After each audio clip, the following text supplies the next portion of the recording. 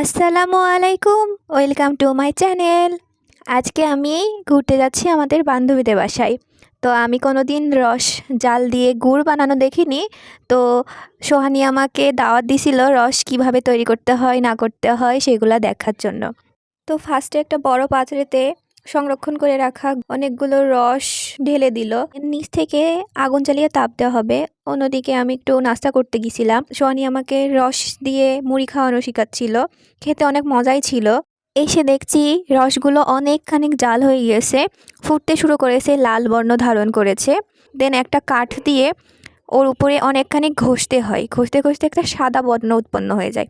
তো ওই সাদা বর্ণর সাথে আবার একটু গুড় মিশিয়ে নিতে হয়।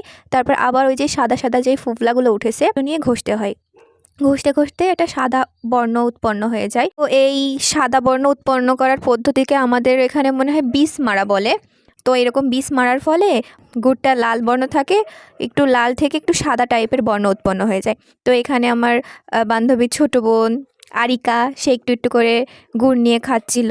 এই রস থেকে গুড় দেখার অভিজ্ঞতাটা অনেক ভালো ছিল। তো আজকের মতন এখানে সমাপ্ত ঘোষণা করছি। সবাই ভালো থাকবেন, সুস্থ থাকবেন। আল্লাহ হাফেজ।